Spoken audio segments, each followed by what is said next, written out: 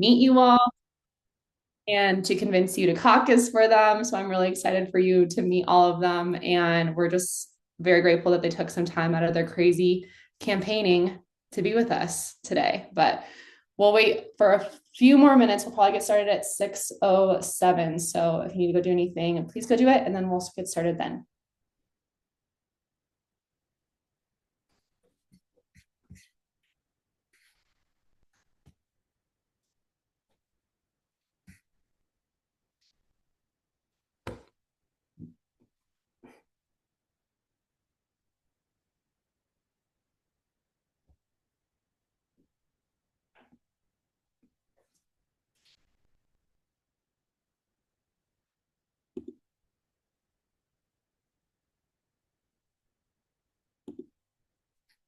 I love how prompt and on time all of you are. This is perfect.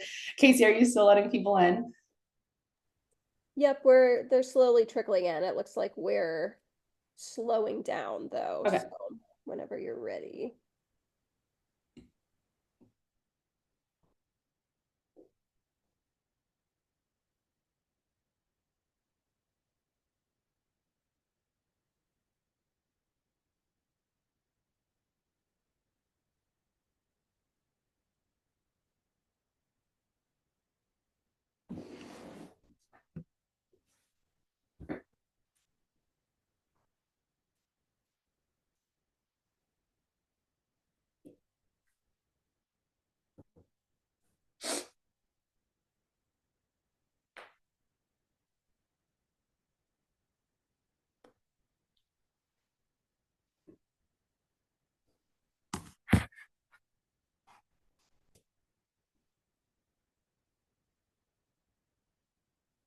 I hope everyone was able to find the Zoom link. Let's check the messages real quick.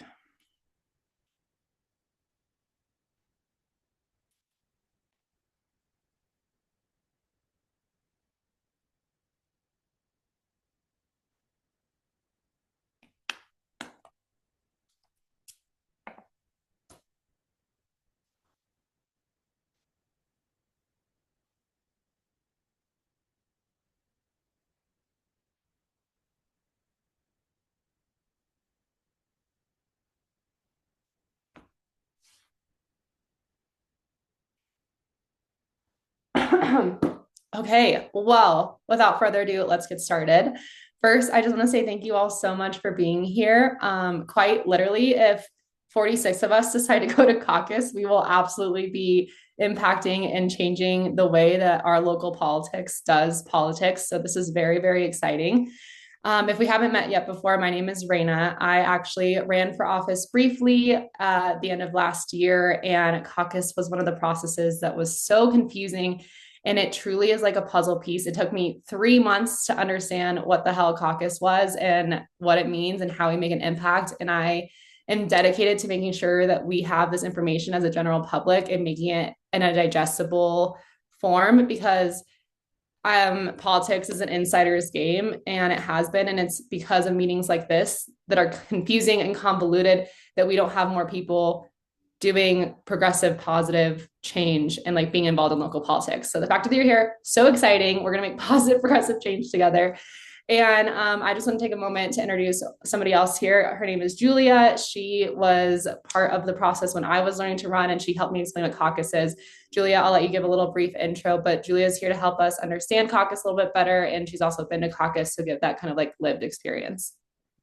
Thanks, Raina. Thanks, everybody, so much for being here. I'm so excited about this because, as Raina said, like literally a handful of people showing up for these caucus meetings can be the difference between if a candidate gets on the ballot or doesn't. So I'm Julia Marvin. I have been involved in politics for about 10 years, got involved at the start of the first Trump administration. I ended up running for office. I ran for Thornton City Council and served for 4 years. And then I became a state legislator, House representative for House District 31, which which represents South Thornton. So I did that.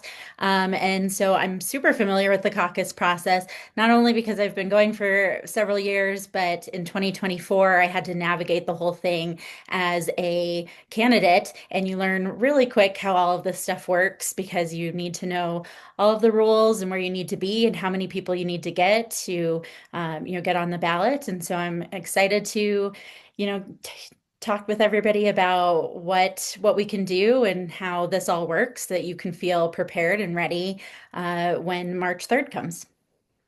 Lovely. All right. Thank you, Julia. So let's get into it. What the fuck is a caucus? So first, we can just start by defining what a caucus is. A caucus is a local in-person meeting for members of the same political party to gather and think about the future of their party. So in other words, you and me as Democrats, we're going to go to this event, this meeting together, and it's the first step in getting candidates on the ballot, AKA this is grassroots democracy at work. And so the reason we have caucus is that there are two ways that candidates can get on the ballot in Colorado. So to say you're going to run for office doesn't mean you automatically get to be on the ballot for people to vote for you in the general elections. So in Colorado, you have two ways to get on the ballot, and you do that by petitioning, which is a fancy way of saying getting signatures. And it is a process that is extremely time consuming. And often you'll hear candidates say it's a paid by play. You might hear some people say that later this evening, which basically just means getting petitions is such a hard process that you often have to pay consulting companies to get the signatures for you. And the amount of signatures you need depends on what office you're running for. And we're talking about like 1,000 signatures for House and Senate races, and then 1,500 for probably congressional races. And I know that sounds like not that many, but they have to be registered Democrats. They have to live in your district, and they have to like almost have a home basically, because it's really hard to reach voters who don't own their homes because you don't know who owns it. And so because it's such a hard process, you're probably looking at like 30 grand to pay a consulting firm to get petitions. So the caucus process is seen as the more democratic way of getting on the ballot, which involves anyone can show up to caucus. You don't have to go get your signatures. It's just where we show up in person and we vote. Okay. And so the caucus is pitched as the more, whoa, I'm scared. I barely set this up before you guys all got in here. But the caucus is pitched as a more democratic way of getting on the ballot, and candidates will need 30% of the vote at the caucus to get on the ballot, which is why it's so important that as many people can show up. Because typically what often happens is that at these caucus meetings, maybe 20-ish people show up, and then those 20 people get to decide who's on the ballot and who we vote for in the primaries in June. So ultimately, if more people show up, more votes will be cast, and we'll have a greater say in who we elect in June. And like the reason I keep saying June, June, June is because while the general election is in November, in a city as blue as Denver, the June primaries are perhaps the most important ballot that we can cast, because that's when we decide which Democrats we want to represent us on the Democratic ticket. So this is the first step. Attending caucus is the first step to making a huge impact in the future of our politics. So let's get to it. So objectives. What are we doing when we're at caucus? We're electing delegates. These are positions that will continue on in the caucus process and continue to represent their neighborhoods through the larger county and state assembly meetings. And then the second objective is we decide which candidates will make it on the ballot to participate in the Democratic primaries on June 30th. And the third is to talk about community issues and speak directly to candidates and party officials about what you would like to see change or be better as a member of your neighborhood. So when you're going to caucus, and we'll get into this later, there's like 3 to 4-ish types of caucuses, which is crazy. And it's a long process through March. You don't have to go to all of them. We'll get into that soon. But this is where you're going to go to say, I really care about who gets on the ballot and getting progressive candidates on the ballot. So I'm going to go to my local caucus, be elected as a delegate, which is a very simple process. All you kind of have to say is that you want to be a delegate. And then you can go on through the system to help the progressive candidates get on the ballot. I know this is all, I know this is sounding confusing, but we're going to make sure you understand it by the end of it. Julie, did you want to add anything here real quickly? No? Okay, she's good. I mean it when I say that this process is confusing, and we're trying to break it down the best that we can. And so the last thing I want to add on this objective slide is that each precinct has 2 delegates at minimum, and it adds more based on the population. So I'm going to show you after this next slide what a precinct looks like so you guys have a better idea of what I'm saying and what I mean when I say precinct. But before we get to that, I just wanted to give a little history on caucus. So Colorado held presidential primaries in 1992, 1996, and 2000. But after that, voters and party leaders chose to go back to the caucus to help reduce costs and encourage local discussion and engagement. And this really comes into play in 2016 when Colorado voters, we passed a proposition restoring presidential primary elections to expanding who can participate in them, which means I'm sure if you're a registered independent, you've seen that you get both the Republican and the Democratic ballot. And so that was like what was in Proposition 107 is saying that like, regardless of how you're registered to vote, you can still get both ballots. So you can choose whether you want to vote Dem or Republican. But Proposition 108 left unaffiliated, let unaffiliated voters take part in primary elections, but not in the caucus process. So that's something that's personally one of my gripes about the caucus process is that to participate in it, you have to be a registered Democrat. And I think in a time when our party is very fractured, it doesn't make sense to exclude it to only Democratic voters, because something that we're taught when we run for office is that the amount of people registered as Democrats is significantly decreasing and the amount of independents is significantly increasing. And so to exclude a whole group of people outside of the process that probably typically vote Democrat feels very anti-forward moving, but that is what the proposition is right now. My goal is to someday change that, but right now we're working within the parameters of what we have. So today, Colorado still uses the caucus process for choosing local delegates and for non-presidential races, giving neighbors a chance to connect, discuss, and shape who appears on the ballots. And I put theoretically, because like I was saying earlier, most people don't go to this meeting. And so conversations aren't being had about who we actually want to represent us. It turns into an insider game. Okay, so what happens at a caucus? What happens at this meeting? I'm so glad you're asked. I'm here to tell you. So there's multiple things that happen. The first one, very on a base level, you meet your neighbors. These are people that live within a like 3-mile, if not smaller radius of you. This could just be like 3 blocks of a district. So you're meeting hyper local and your people that you live with. Likely you'll hear candidate speeches. I've heard this year, though, that they're playing around with not letting candidates give speeches, which is very interesting. But usually candidates will get up there and give a little spiel about why you should vote for them and why you should represent them. And then you break out into groups by precincts, and then you vote as a group. Actually, I'm scared to show. Okay, let's see if this works. Okay, actually, I don't want to mess with anything here. I have a precinct map. Actually, Julia or Casey, will you just look up like precinct maps and send it in the chat so people can see what I mean when I talk about a precinct? I'll try to describe it while you all are looking up. So for example, I was running for House District 5. It represents a lot of Sunnyside, Lehigh, downtown Denver, Globeville, Santa Fe Arts District. And so those are like big neighborhoods. And within each neighborhood, you have smaller precinct groups. And these, like I said, could run like 2 by 3 blocks, or these could run as big as like 10 blocks. I have no idea how they're drawn, but that's how they're drawn. And so each district has probably about, like 53 precincts in it. And these are the small groups that you break out in. And then when you break out into your precinct groups, you vote as a group. And so that's why we say that like sometimes you can go into a breakout group by your precinct and there's no one else with you, because if you don't have any of your neighbors there, there's no one else for you to vote with. So you're the one in decision of like who your neighborhood block is voting for. So to walk you through what a usual caucus looks like, you gather at a local spot, usually a school or a high school. My precinct in my district will gather at Tre Vista, which is just a elementary school. There's a little bit of time for mixing and mingling. Usually the candidates buy you food for the meeting as a nice gesture, read bribe. That's just one of their things. You gather in a room and sometimes you listen to candidate speeches. This will range from the smaller positions like the House districts to the larger positions like governor as you go on, as you continue on through the process. However, at these first smaller ones, you are likely only voting on who will be your precinct's delegate. So that means who will be the person representing your neighborhood going forward in all these future meetings. Then you'll break out into your precinct districts. Like I said, think of these like your small neighborhood blocks. One neighborhood could have 5 precincts made up of 3 or so blocks. So hyper local. And then the map, were you guys able to drop a map in there? Okay. I'm trying to find a good one. Okay. The one I have is arc, www.arcgis.co.com. Perfect. Yeah. And like I said, it's not uncommon to be the only person from your precinct. And often because these meetings are so unattended, a lot of the time many precincts go unrepresented, which is the saddest part.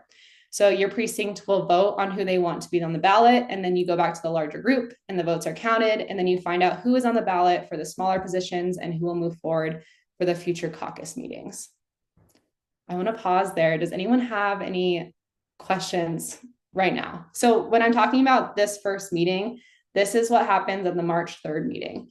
So we'll be also sending out a link in terms of like where to find your March 3rd meeting. And as we find, Julia will mention down here, March 3rd is for Denver, but that's not, if you're outside of Denver, you might have different dates, but they all happen within that week.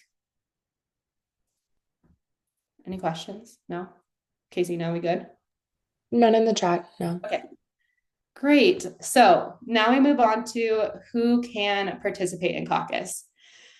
So registered or pre-registered, if allowed by a political party's rules, to vote no later than 22 days before the caucus, aka that just means you have to be registered to vote. So if you aren't registered to vote yet, please get registered to vote and make sure you're registered to vote in Colorado and in your precinct in your district. You have to be a resident of the precinct for at least 22 days, which means lived in the general neighborhood.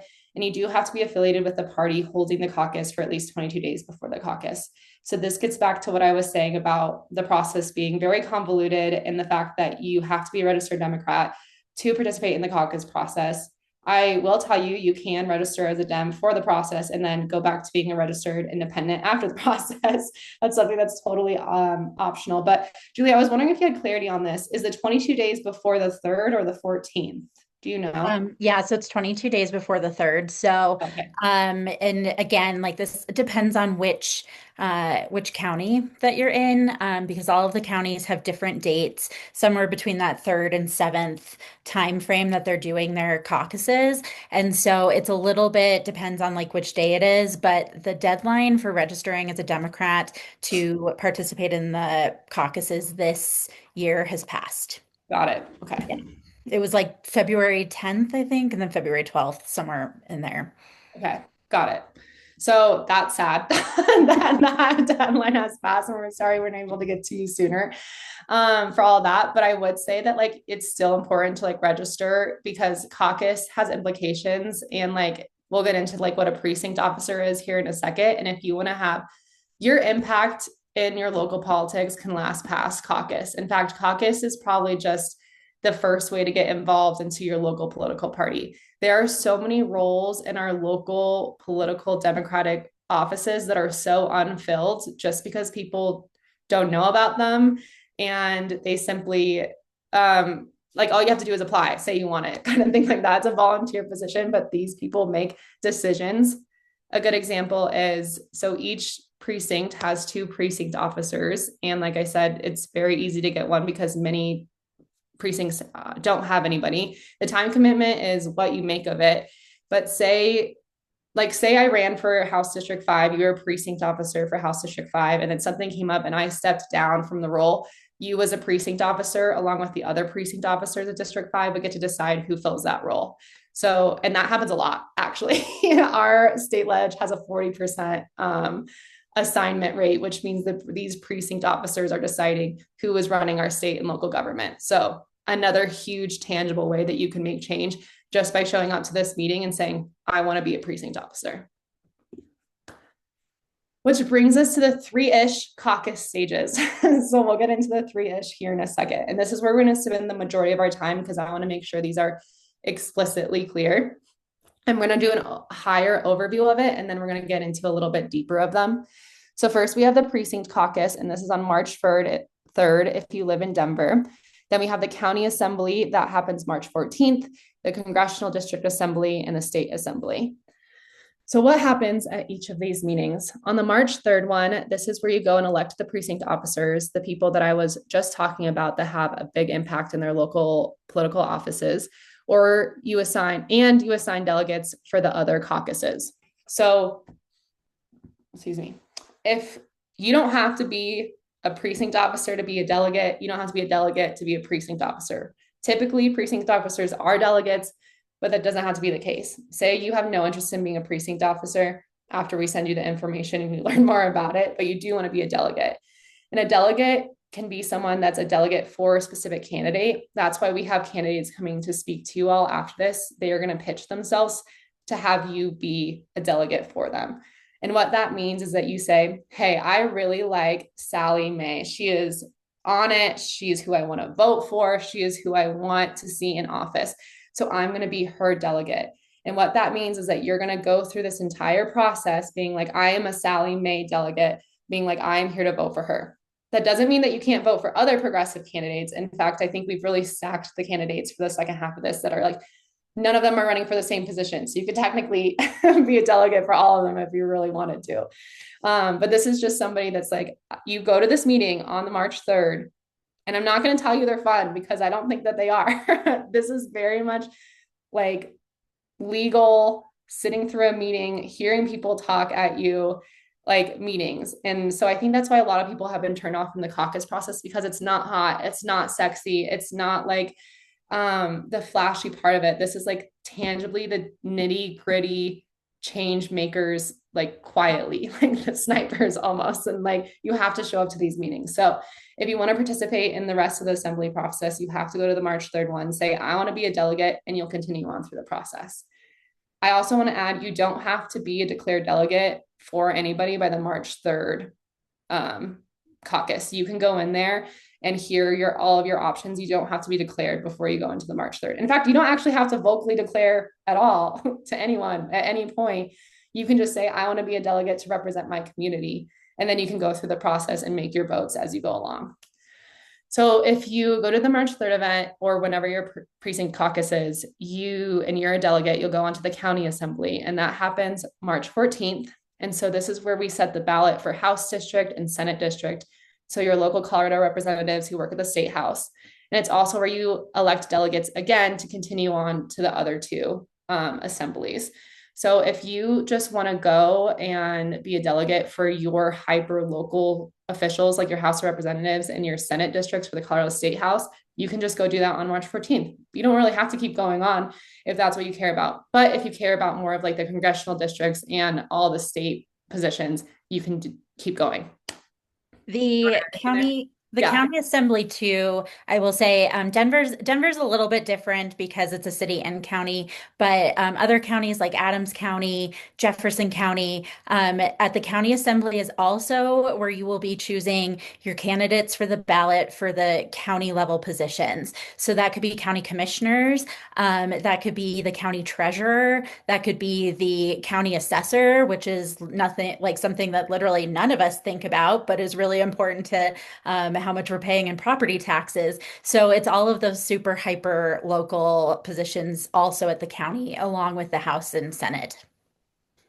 Absolutely. And I did want to mention here, in case I forgot to like clarify this, like delegates are chosen by your neighbors and anyone else in your precinct. And so it's not like you have to stand up in front of everybody and be like, I want to be a delegate. Like you're literally probably sitting in a room by yourself if you're the only one that showed up in your precinct, or with your neighbors being like, hey, who wants to do this? And you'll be like, yeah, I do. So it's not as like public facing as it might seem, at least not in the beginning. And then after the county assembly, if you're like, I love this process, I want to keep going. Also, I'm being a delegate for a candidate who's part of the congressional district assembly or the state assembly. You can go on to those. So this is, again, why we say this process is so confusing, because tell me why there's a congressional district assembly and a state assembly. So the congressional district assembly is when you're going to go and be a delegate for a congressional candidate. So we're talking about like CD8, Manny's district, or we're talking about CD1, Malot's district. Like these are your congressional House of Representatives, which is confusing because of the state assembly, we choose our senators. So that's like Hickenlooper versus Julie, and we're talking about the governor at the state assembly and all of those positions. We're talking about attorney general. So um, I would say similarly, like Julie, you can hop into here too. Like the congressional district assembly and the state assembly have kind of a similar layout in terms of what you're like achieving. They're just for separate roles. Yeah, the congressional ones are generally virtual, which is nice. But yeah, kind of the same thing of where you go as a delegate. You decide who you want to cast your vote for. You'll hear speeches from candidates, and then everyone will vote. I would say the other part too is like the state assembly is a big deal this year because all of our state level like executive offices are up. So all four of them of treasurer, secretary of state, attorney general, and governor are all up. So like this is like going to the state assembly is a really big way to impact who's going to be on the ballot for those elections.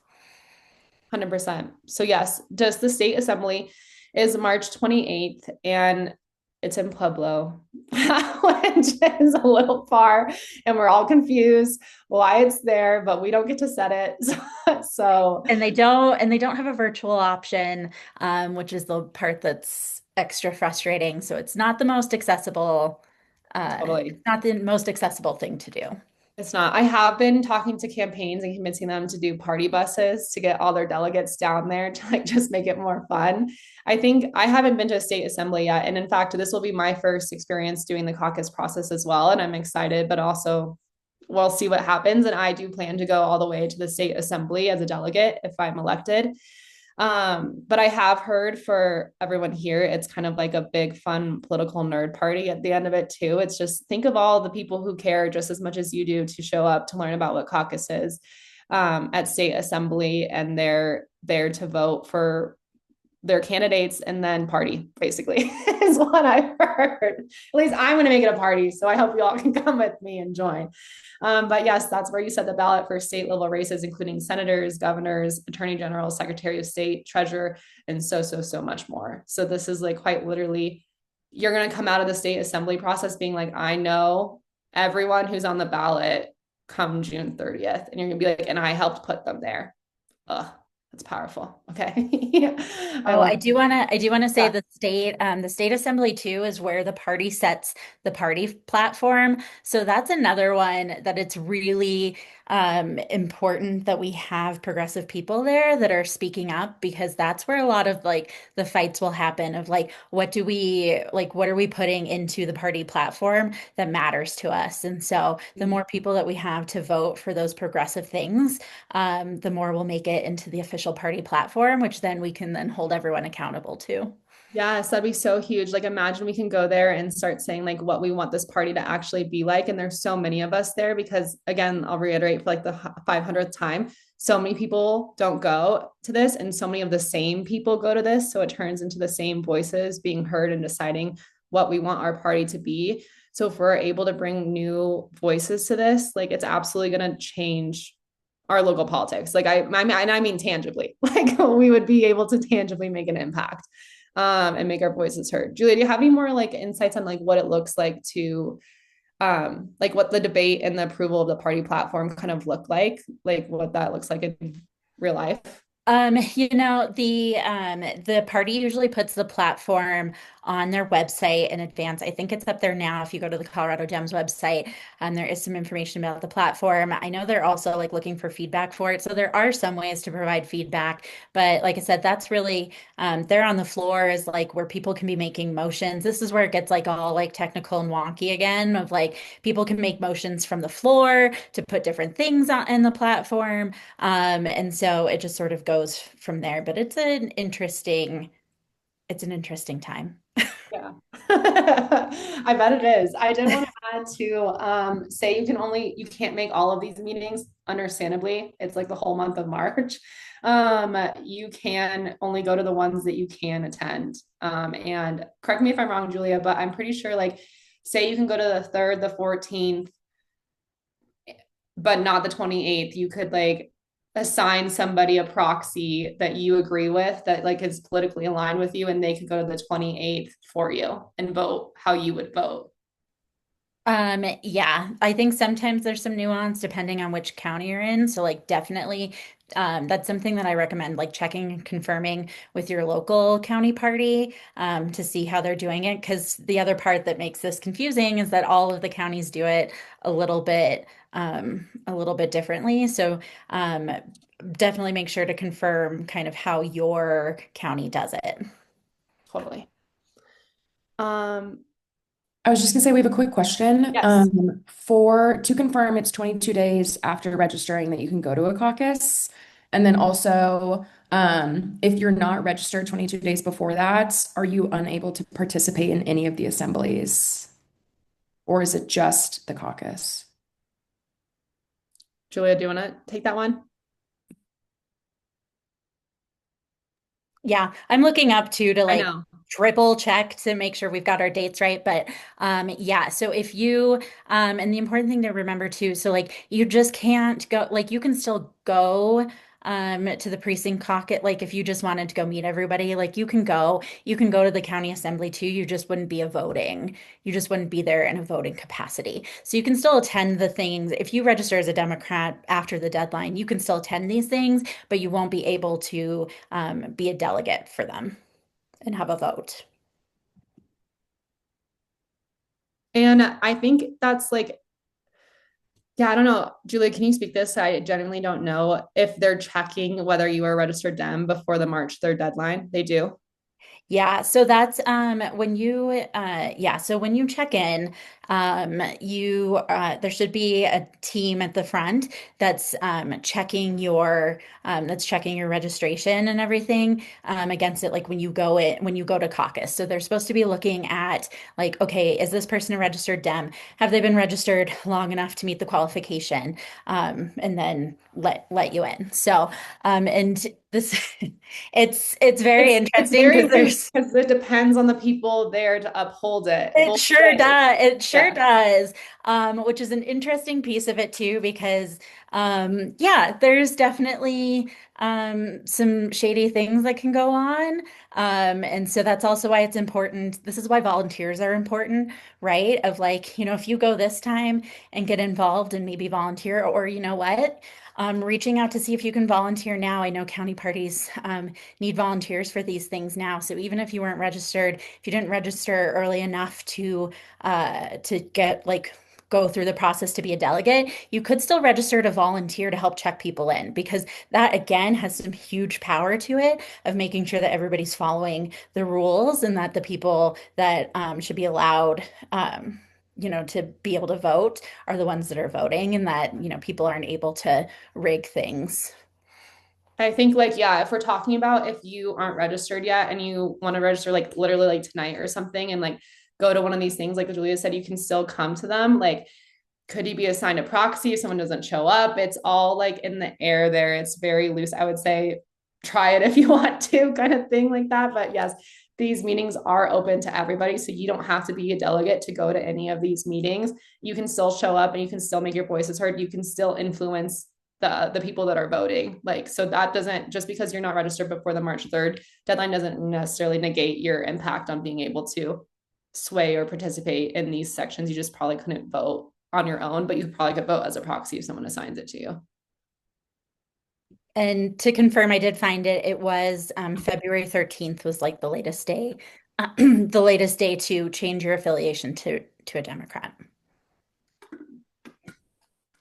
feel like I see the chat going. Is there any other questions? Yeah, we've got some answered, but we just have two more that aren't. To confirm, if you are registered as a Democrat in Denver, but you don't have the right address, are you still able to go caucus? I want Um, to say yes. Yeah. so Yeah. you can go caucus at where you're registered to vote.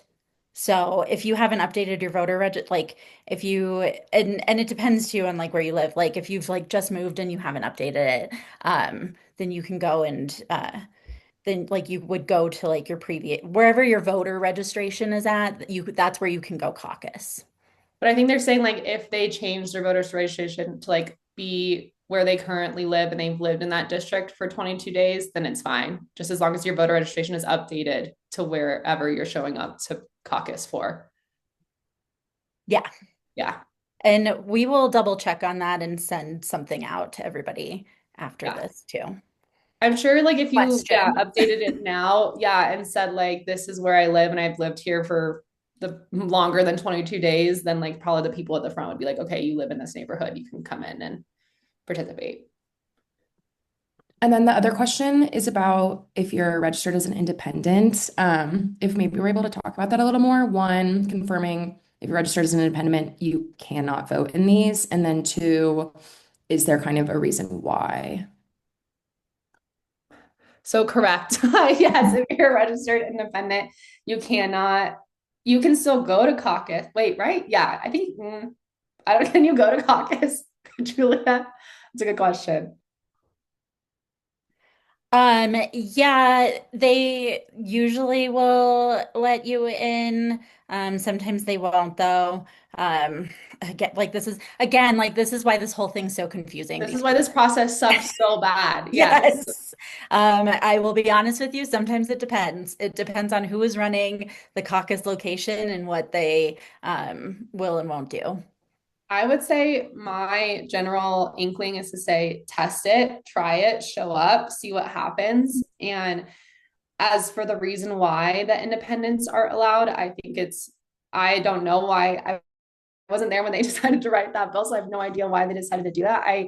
That's literally one of my top questions I want to ask the party politics, because I don't think it's inclusive. I think it's exclusive. And again, why would we punish people for saying they want to understand both ballots and that they want to receive both ballots and understand both sides? And like I said, I don't know, I was raised in a way that I was like, independent voting is like the way you want to be registered, because it's a more like understanding kind of position, because you can get both ballots and you can read through them, and then it's not just like, oh, I'm just a staunch Dem or I'm a staunch Republican kind of thing like that. So it definitely is something that I am sad that it's the case. But that is like what they set into law, is that you have to be a registered Dem to be able to vote in these things. I'm going to change it, guys. Give me time. But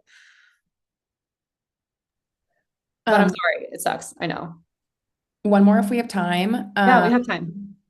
If you are registered to vote, but you don't, like, do you have to register to go to these actual events, or can you just show up like day of and decide?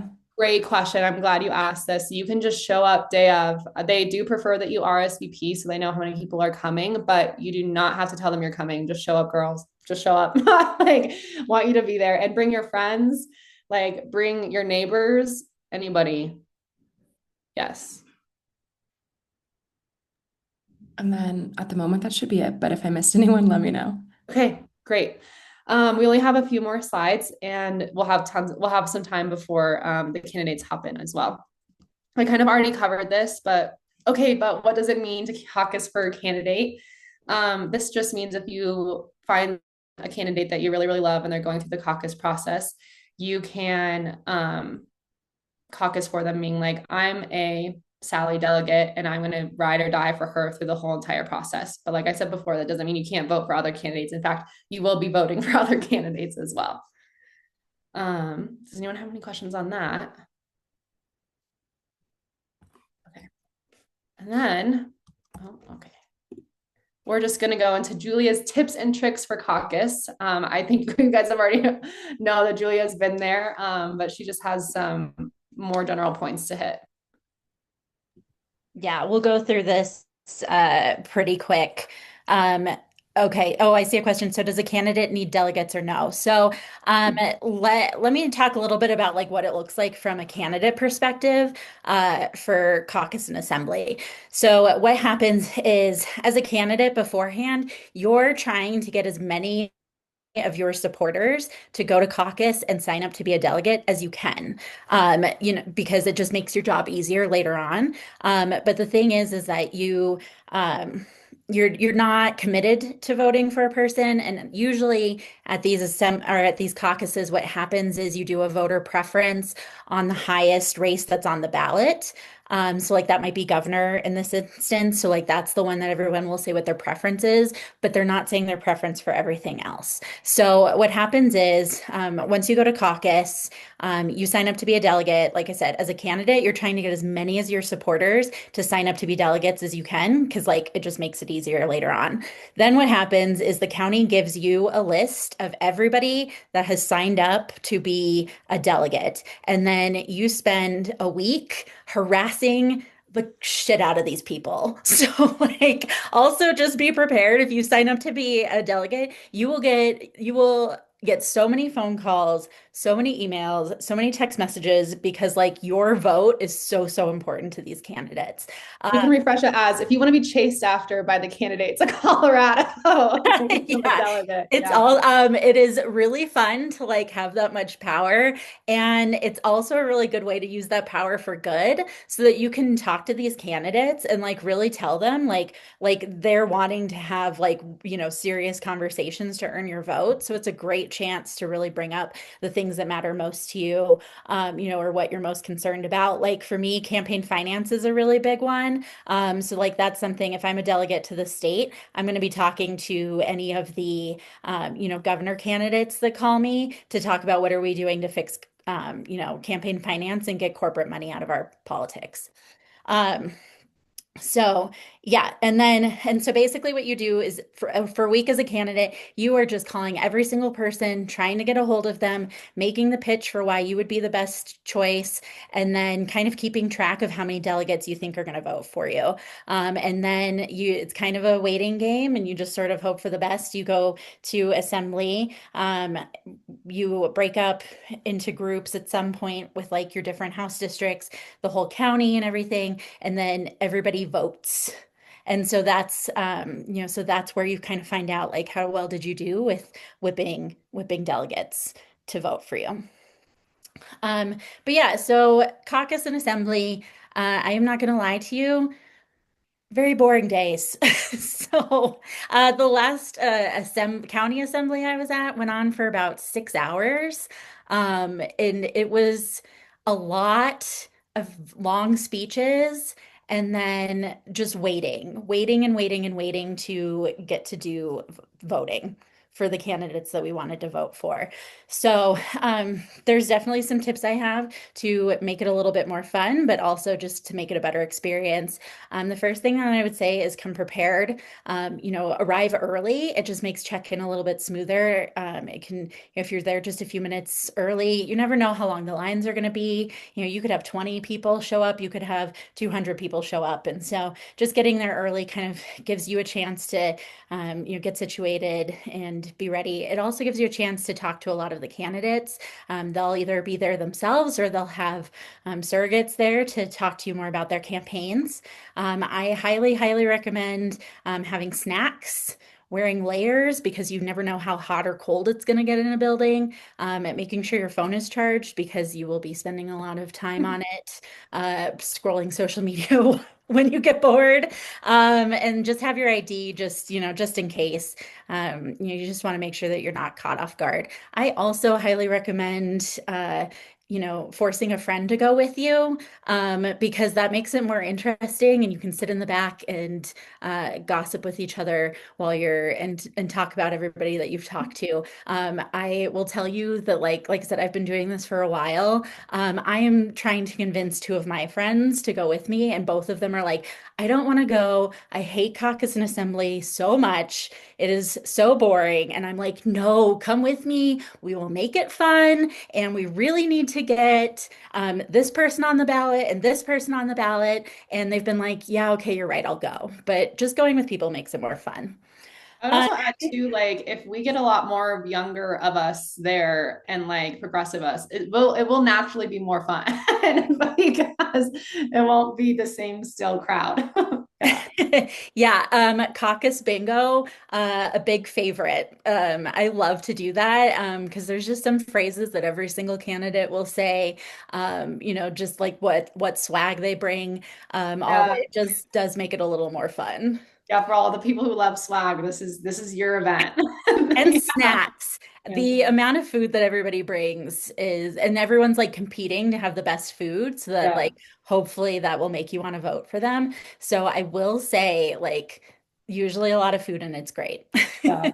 And kind of to that point, so be ready for the organized campaigns. They'll have all the campaigns will have materials, volunteers, and they want to talk to everybody there, obviously, to earn your vote. Um, this is a good thing to be aware of is like that, like this is normal. They're going to be asking you if you're going to vote for them, and you don't have to decide on the spot. And they might tell you that you have to, but like just remember that you don't. You can take information, you can ask questions, and then vote for your values. And you can change your mind later too before your vote. Um, if you want to be a delegate, like we talked about, a lot of times in the precincts, there might not be anybody else, or they might need five delegates, and there's only four people there. So, like, everybody's automatically going to get to go. There are some precincts that sometimes will have more people. And so that's where it's really helpful to have just a really quick, short speech about yourself. Just saying, like, hi, my name is Julia, and I would really love to be a delegate this year because I really care about the environment and the air pollution in our neighborhood. And so I really want to be supporting candidates that are going to do something about that. Just keep it short, keep it authentic. That is a lot more work than most people will do for this. And it really will help your case if there is an instance where, there's some competition for it. And like I said, again, usually it doesn't happen. Um, Next, there's a lot of energy and emotions at these events. There's going to be a lot of cheers. There's a lot of tension and beef between people behind the scenes. If I was to tell you some of the stuff that's happened in our county party, it is like a soap opera at all times. And so, it's helpful to just remember to stay grounded. It can be really overwhelming, but just keep perspective and don't take any of the intensity personally. We've mentioned this a little bit. There's so many rules. Like a lot of this, what this is, both the assemblies and the caucus is procedural. And like we've said, it can get really confusing. So there's going to be people making motions, there's going to be points of order, there's going to be formal votes. And it can be really confusing even for people who have been through it numerous times. So if you're unsure what's happening, just remember that like everybody's been at that point. And so like you can usually find like the person that like looks like they have been through it and know what's going on. And I always just go up and ask and just be like, hey, like I'm really confused. When are we going to be breaking up into our house district groups? Can like what's that going to look like? Like how am I going to vote? And usually they'll be able to tell you, or somebody will know somebody and somebody will be able to explain it to you, but don't be afraid to ask. I think it's really, especially the first time you do it, you can feel some of that imposter syndrome because this is such a like party insider activity. And so it can be kind of like scary and it can be intimidating when you see people that like just seem like they know what they're doing. First of all, a lot of that is just people faking it. So, you just have to go in with that same confidence, but just like remember that you have as much right as anyone else to be in that room. And everybody in that room at one point was a person that was there for the first time. And so, like, my thing has always been like, there's always people, hopefully, that, once we learn this stuff, then we can help others learn about it too and keep bringing more people in so we can kind of break this party insider stigma. Rain has mentioned this. These are great networking events. You will meet all of the people that are involved in your local politics. It's a great time to build relationships. If you're interested in volunteering or you want to get more involved in the party, if you want to organize around issues, or if you want to support a candidate and volunteer, like these are great chances to have those conversations. And then I always recommend, following up shortly afterwards. That's something that like again, a lot of people don't do. So if you do it, you're going to be in that top 10% and people are going to remember it. And you have that in point of like, hey, I met you at this and I'd love to get coffee sometime and talk more. And then I think the biggest thing too is after the meeting, if you're elected as a delegate, watch for those follow-up emails, confirm your attendance, and prepare for the next level. And if you're not a delegate, stay involved anyways. Like we've said many times, the people who shape the party are usually the ones who keep showing up.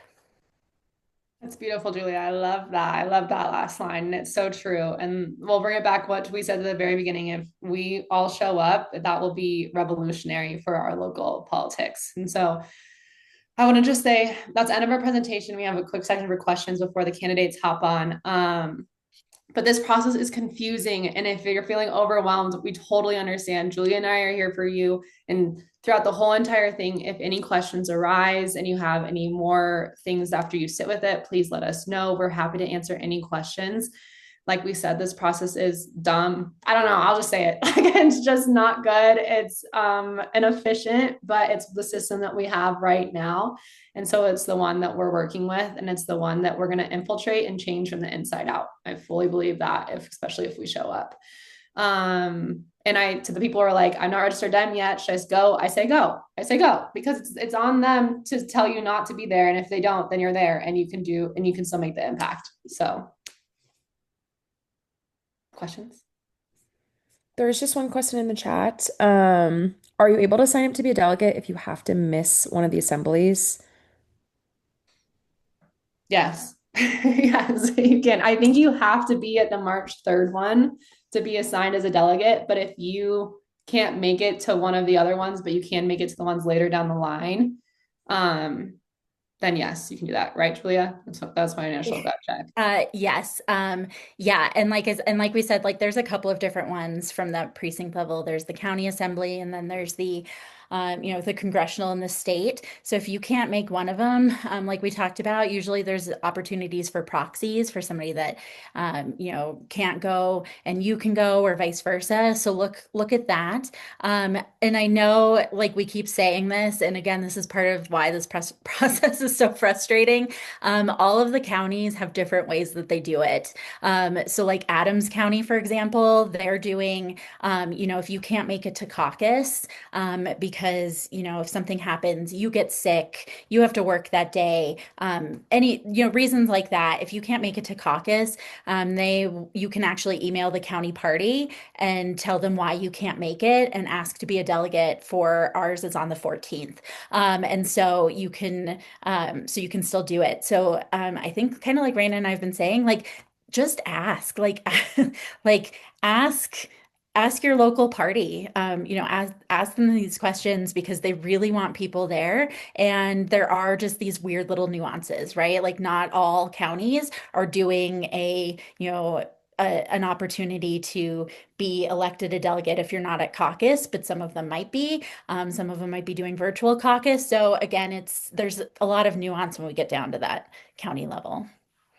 Totally. And Julia's outside of Denver County too. So she has a lot of great answers if you live outside of Denver County as well, and you're more interested in like that process. We can direct you to Julia. And then just to recap, we'll make sure we're going to send you how to figure out where your caucus is, like your house district, the precinct maps. You can get all that information, and then all the other save the dates for the future caucuses, as well as some like additional information as well. I see a hand raised. Hi, can you hear Hi. me? Yeah. Hi, I'm Lala. I don't know if this was answered. Somebody had asked in the chat if you could register as a Dem to caucus and then change it to independent for primaries. Yes. Um, Oh, no, sorry. go ahead. Oh, no, I was going to say, yes, you can do that. Okay, okay. Yes. All right, thank you. Yeah, of course. Any other questions? Yeah, there's another question. Can someone remind us of the role of the precinct administrator again? Oh, I would love that. Okay, I can do that. So the precinct administrator or officer, they are like, I would kind of call them like your block captains in a way. They are people in a precinct who very much care about showing up to their local county meetings and having a more official role in party politics. So for a precinct officer, you're going to your local district meetings once a month, probably.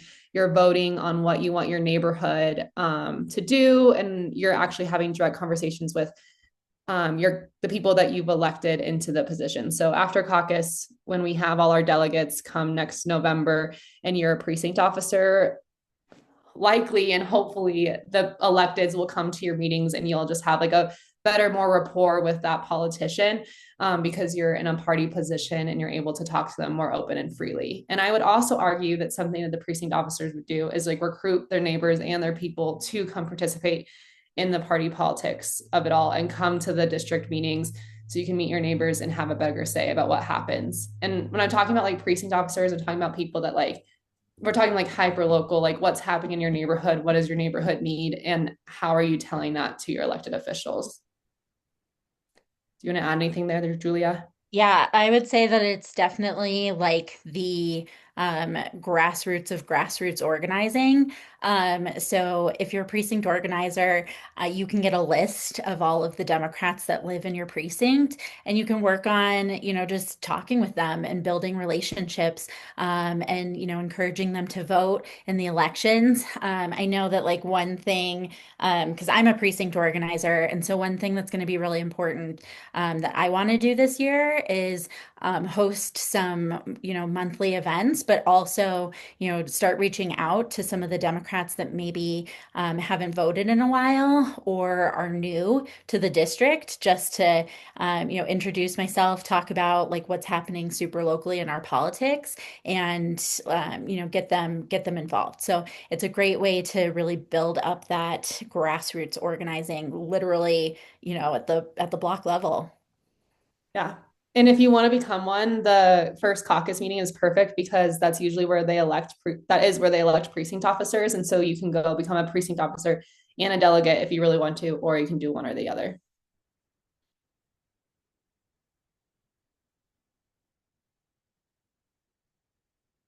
Any other questions?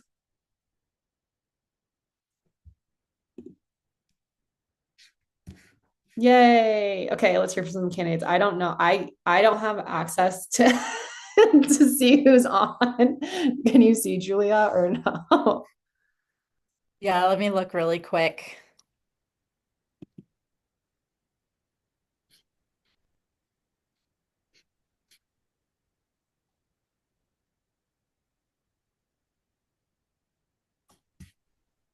Oh, well, Rep Brutinel, we'll have you start, um, since you're here. So, everyone, we're really excited to have several different candidates from several different races around both the state and locally, to come and talk to you all about why they're running and why going to caucus and assembly is important, and hopefully to earn your support. So to give you a little bit of background, Congressional District 8, CD8, is the newest congressional district in Colorado. It's up in Adams County and Weld County. It was designed to be very 50-50 between Republicans and Democrats. So it's something that we the first time that we had the elections for it, I think was 2022.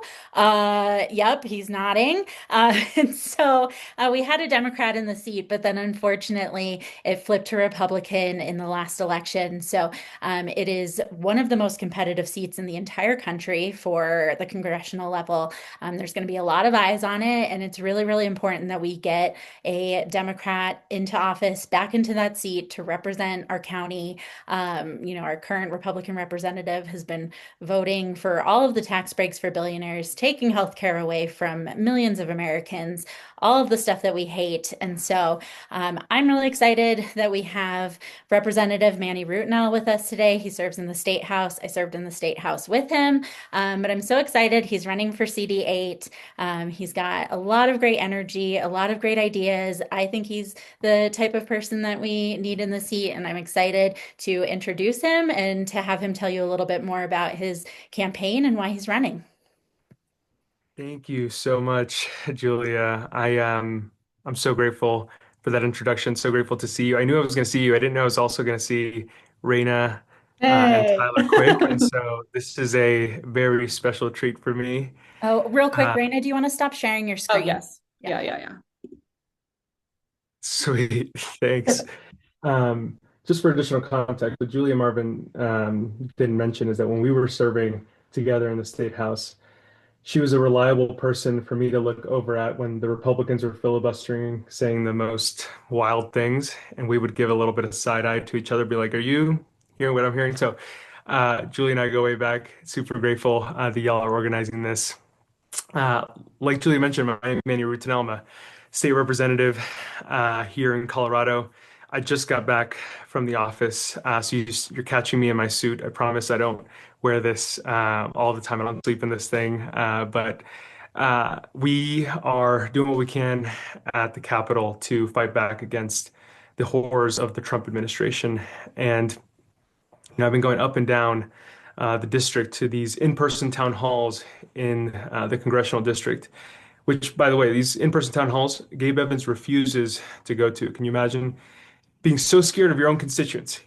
You're too scared to go to an in-person town hall. And when people hear about my story, they hear about the momentum of our campaign. People have said, Manny, you must be Donald Trump's and Gabe Evans's worst nightmare. And there's truth to that, but the truth is that he's also scared of all of you. He's scared of all the folks that are signing up to volunteer, to donate, um, to make calls, to caucus.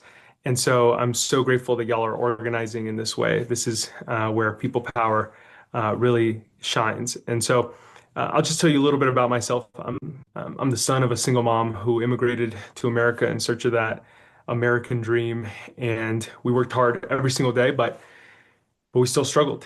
And I remember being 10 years old the first time I was filling out food stamps and Medicaid applications. And so when, a lot of times I hear from politicians and they talk about affordability and they talk about it like they just read about it in some white paper or some memo. But I've lived it. This is a personal fight for me. When Gabe Evans is gutting Medicaid and the Affordable Care Act, I grew up on Medicaid. When he's cutting food stamps, he's literally taking food from the mouths of children that resembled me growing up. I remember being 13 years old when my mom found out from the bank that they were foreclosing on our home. And in the wealthiest nation in the world, I don't think any child should have to hear their mom crying because they don't know whether they're going to be able to put food on the table or a roof over their child's head. But I managed to, in those moments, contribute what I can by working at McDonald's. I was selling my blood at a plasma center over 100 times. I have a scar on my arm because of it. I managed to eventually make my way into college, where I spent my first semester sleeping on my friends' floors and couches. And after that, I became an economist with the U.S. Army Corps of Engineers, where I took an oath to defend the Constitution against enemies, both foreign and domestic. And after that, I started applying for law schools and I started getting calls back from law schools. And my mom doesn't always like this part of the story, but I'm gonna tell you all anyways. Uh, but I called my mom and I said, Mommy, I just got into Yale. And she goes, "You just got into jail?" Because that's the sort of background I come from. That's the sort of background of so many of the folks across the 8th congressional district that are working class folks, Latinos that are just trying to make ends meet. And we've got a Trump administration and Gabe Evans that think that being tough and being masculine is about putting down our most vulnerable neighbors, when we all know that real leadership is about lifting everybody up. And that's what I've done. Since I graduated from law school, I became an attorney where I took on the largest corporations on the planet, took them to court when they decided that they were going to profit off of the backs of working people. And after that, I became a state representative in Colorado, where I learned something very important. And it's something that I hope we can all take away from this. And that is that poverty is a policy choice. And I can prove it to you because during my first full legislative session, when Julia Marvin and I were serving in the state house, I introduced the expansion to the earned income tax credit. And Julia Marvin was a co-sponsor on that bill. But between that bill and the family affordability tax credit, these are tax credits that give money directly to working people so that they can afford to live. Between those two bills, we cut childhood poverty nearly in half overnight in Colorado with the signing of the bill, just like that. And that's because we had in those moments folks who understood the struggles of working people and had the courage to be able to introduce and vote for and co-sponsor legislation like that. And right now, we're seeing the exact opposite at the federal level. We're seeing folks losing their health insurance, losing food assistance, losing their homes so that Donald Trump's billionaire buddies can have a tax break to pay for their fourth or fifth yacht. It's egregious. And I'm grateful for all the support that we've gotten just since we launched a campaign about a year ago. We've been able to raise over 2.9 million from over 55,000 individual donors. We're breaking all sorts of records. We're not taking a single penny from corporate PACs. I know that there's a lot of dark money that's going to be flooding into this race. I think Julia Marvin knows a little bit about the role of dark money and how Citizens United is just wrecking our politics. But we are going to have the people power and the grassroots support to fight back against that. And so I'm so deeply grateful for all of you.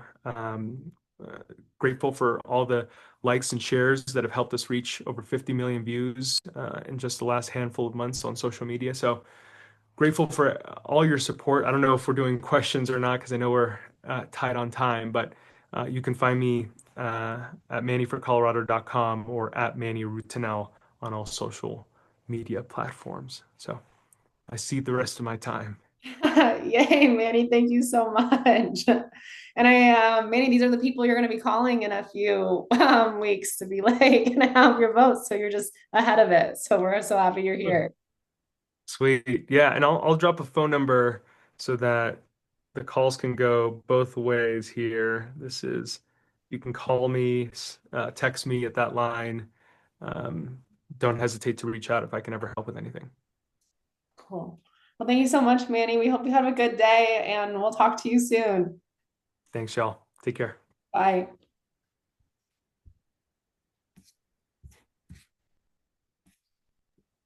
Beautiful. All right. So next we have Tyler Quick. And so Tyler is running for the position of Adams County Commissioner. And so we really wanted to invite somebody that was running for one of these hyper-local offices like this. A lot of people don't realize how much power and how important county commissioners can be. They're the ones that are setting the budget for the counties. They're also the ones that are setting policy. In Adams County, a big thing is oil and gas and how close they're drilling to homes and how much they're allowed to do and how they're regulated. That's something that the county commissioners set. And so I'm really excited that we have Tyler here to talk a little bit about why going to county assembly is important and why he's running for it. He is a lifelong Adams County resident. He's an educator. We've mentioned a few times that there's a lot of big money that plays in these primaries. I could do a whole TED talk on dark money and the influence of big donors in these types of races. They love to play in primaries and spend, when I ran, there was conservative groups that spent $200,000 on my opponent in my race. So to try and get me out of it because they knew that I was going to come up with progressive policy. So I'm really excited. Tyler has been very vocal about how important it is that we have people that are in these positions of power that are there for the community, that are there for working people and not there, bought and paid for by special interests. And so I'm really excited to introduce y'all to Tyler Quick. Thank you. I was knocking doors for city council candidates in the fall and surreptitiously knocked on Julia's door. And ever since, she has just been an angel and such a help in my campaign. So thank you for having me, and thank you especially to Julia. Folks, my name is Tyler Quick. I'm born and raised in Westminster, and I'm running for Adams County Commissioner because what we really need right now is courage. Two things you should know really quickly. I do have the courage to have my dog nearby, so she may attack me at any moment. And I also was getting a glare from the laptop screen, so I had to have the courage to turn my brightness down, and I cannot see any of you until this is done. Um, but it's really fun to have this conversation with you tonight because I don't have to give my stump speech. I can be a little more honest with you, knowing that you're activists about really what's at stake in caucus. And before I tell you my story, I want to take you back to the year 2003. My dad was at the time working for the Colorado Attorney General's office, and he was sitting in front of our TV reading a book that almost 20 years later would become really popular during the Black Lives Matter movement. Michelle Alexander's The New Jim Crow. And I was watching my dad read this book, and I tapped him on the shoulder and I said, Dad, why are you reading that? And he said to me, Son, we need a new way of doing things in Adams County, especially with our criminal justice system. So I'm reading this because I'm going to primary the establishment pick for district attorney. And I want to be able to speak to communities that are different from the community that you grew up in, that I grew up in, so that I can earn their vote. And my dad was opposed by every single county commissioner in Adams County, the incumbent district attorney. He really only had the support of a couple of local politicians, and he made calls and knocked on doors in the weeks leading up to caucus. And when we got to caucus, we whipped those votes. We got our people to the county assembly, and my dad beat the conservative establishment pick for district attorney 80-20, ending his primary right then and there. And I bring this up to let you all know that they have infinite money, but they do not have infinite people. That is where they lack. So for every single one of you who can make it to the caucus, which in Adams County is on March 7th, Saturday, unless you live in one of our rural areas, the link that Julia just so kindly posted, you can find out more information there. And press to sign up for the county assembly. Because one thing we know about the county assembly here in Adams County is that the old, the rich, the white, and the male, they're always going, and they are always overrepresented in our majority minority and working class community. So we really need other perspectives to show up and let them know that they don't own our county and they don't own our party. And of course, I don't know if any of us own being a Democrat enthusiastically, but the stakes are very high right now. And now I want to tell you a little bit about why I'm running. So, as Julia alluded to, back in March of last year, there was a decision where 4 out of 5 of our incumbent county commissioners decided to decrease fracking setback limits to put fracking wells within about 1,500 feet of homes. And not only did they make this decision and then refuse to accept any kind of public comment or criticism about it, they made this decision because the 4 county commissioners that voted for this were the same 4 county commissioners that were affiliated with an organization called One Main Street Colorado, the very same organization that gave money to Julia's primary opponent in 2024, and the very same organization that was revealed just a month ago to have taken $2 million directly from Big Oil and about $1 million just short of that from Elon Musk. So we know what they're after. They want to build data centers wherever the hell they want. They want to frack in our backyards, and they want to undermine democracy so that they can do all of this without our consent. They are going to use Republican donor money to push the idea that activists, that progressives, that leftist groups are divisive. Meanwhile, they're the ones that took out a sitting state representative for similar issues as well. So I cannot underscore for all of you that every single one of us needs to be brave right now. It's scary taking on big oil.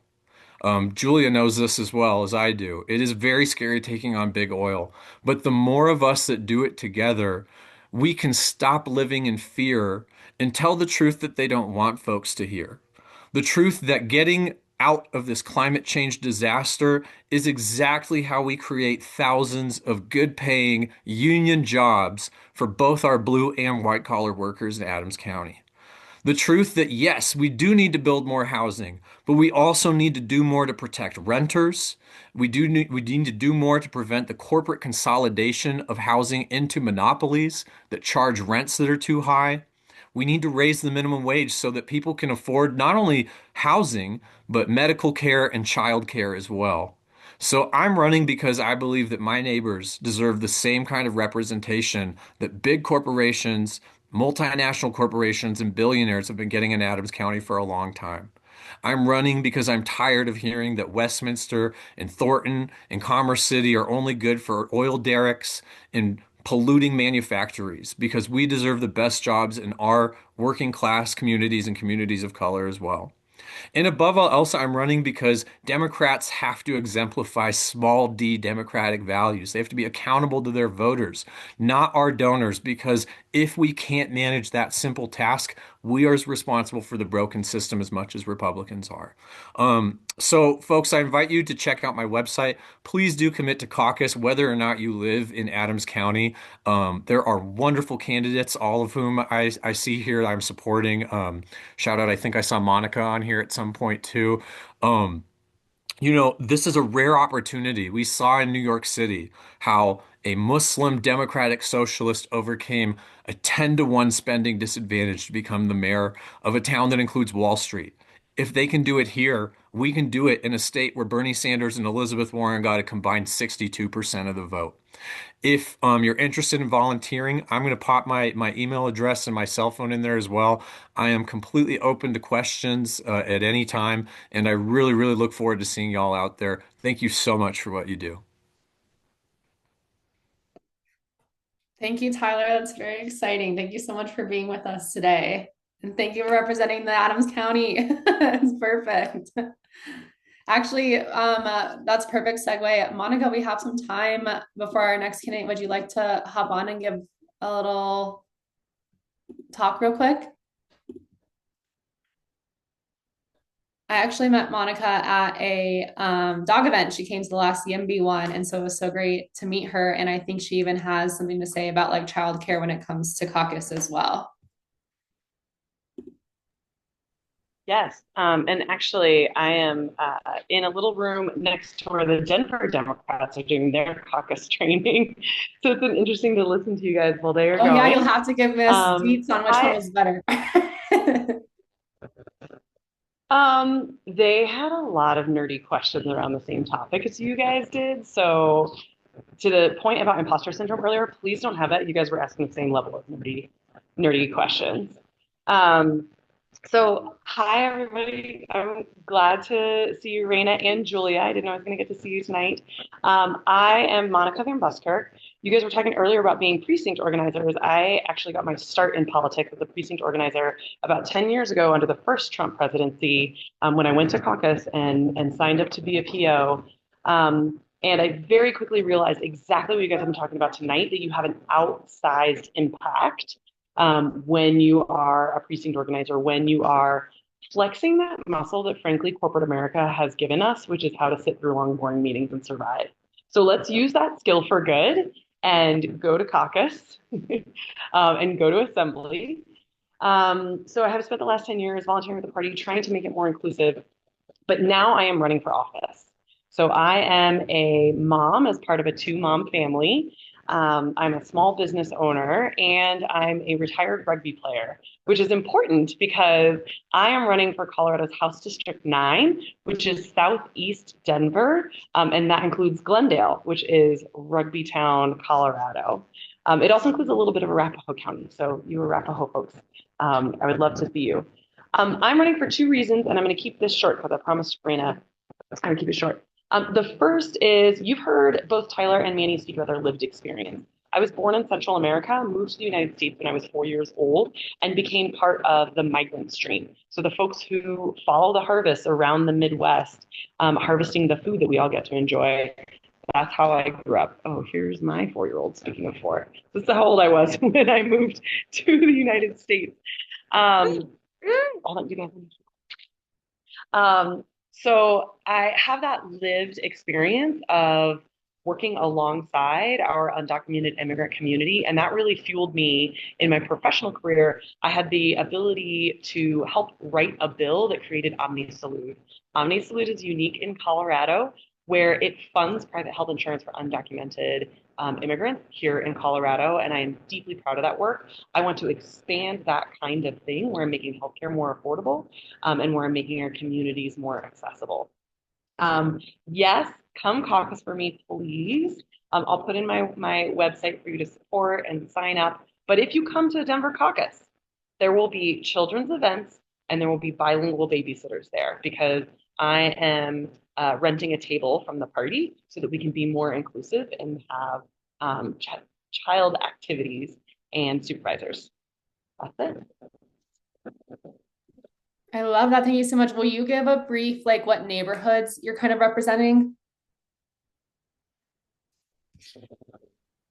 Sure thing. So my district starts kind of at Glendale, which is at the corner of Colorado Boulevard and Alameda, and goes roughly south and east. So that includes Virginia Vale, Holly Hills, Goldsmith, anything right next to the Cherry Creek golf course. But then I'm also on the other side of Colorado Boulevard in University Hills. So a little bit of University Hills too. Perfect. Thank you so much. Happy you're here. All right, thank you. Well, I mean, Monica, you could talk longer if you wanted to because we're waiting for our next candidate to show up. We have about two more. I think they're hopping on at 7:30. So you have time if you want to run with it, kind of thing. I was going to say, I think it's so great that we've got, I think that this mix of candidates that we have tonight just really just shows how much different lived experience there is and how important it is to have all of those perspectives at all of our different levels of government. And Monica, I just wanted to say that I love that you're providing like childcare activities and things like that, because I think that that's some of that stuff that like not everyone thinks about, and especially not the, the older white men that are going to caucus and assembly. Like that's not, they're not worried about what they're going to do with their 5-year-old, for 6 hours when you're trying to, caucus for a candidate. So I think it's great that you're, doing that and actually like implementing some of that change.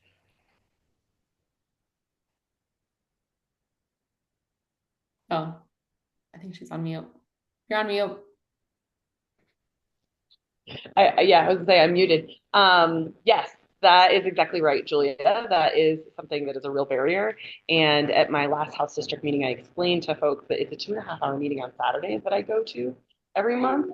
And a babysitter would cost me about $75 every time. And fully had someone who is, we'll just say male, pale, and stale, come up to me afterwards and tell me that can't possibly be true. Because he knows that daycare is free and it's so silly that I am paying for these things. So I was going to say, yes, we need those perspectives in the room. And I was really grateful that Tyler mentioned childcare as an area that he's focused on as well. County. Oh, great. Christine asked, how did I get childcare? There is a babysitters club in my neighborhood that is adorable. They are the helpers in training, right? We're always taught by Mr. Rogers to look for the helpers. And so I have hired them for all of my events. They come and they help do activities with the kids. I wouldn't leave like a whole batch of kids completely unsupervised with them, but we'll have a table, we'll have activities, and they can monitor the kids while they're doing activities there. But yeah, I'll take you up on adult help too. Yeah. Well, thank you.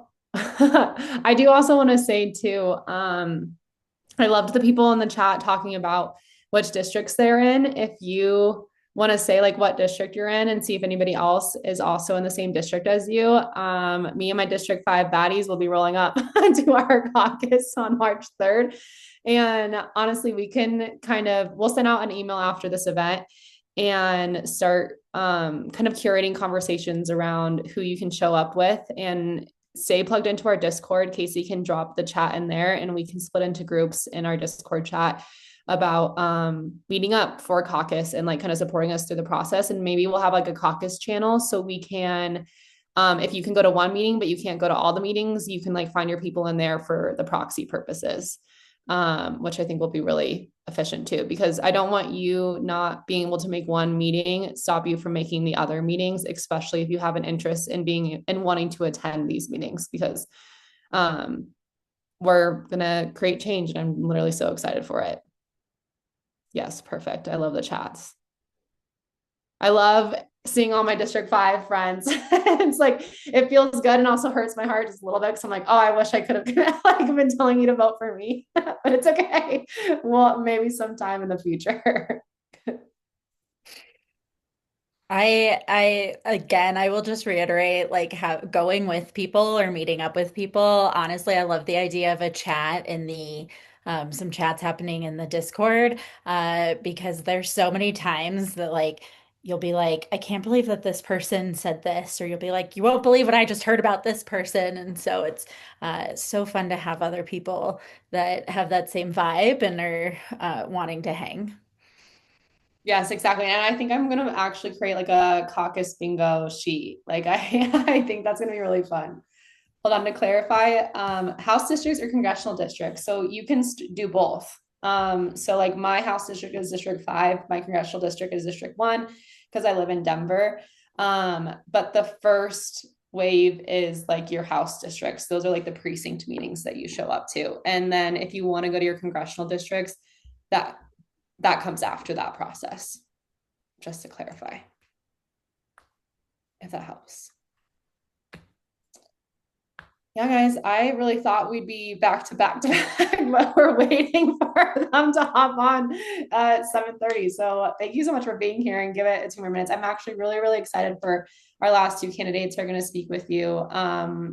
They are powerhouses in Colorado politics, and one is even running for state senatorship, which is very exciting. And she is an icon all in herself. So you've hung out with us this long. Wait for a few more minutes. I was gonna say, I again, like I said, my TED Talk is always about the money in politics.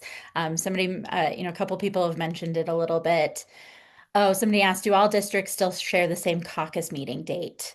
It depends. Again, it depends on which county you're in. But yes, whatever county is doing does all of the caucuses on the same day, except for one caveat. Sometimes if there is a caucus that, or if there's a district that has multiple, is in like multiple counties, they sometimes have their own separate dates. So again, we just keep adding these layers. So many layers. That's on the Colorado Democratic website too. They have the dates for all of the multi-county districts and when those meetings are as well. Yes.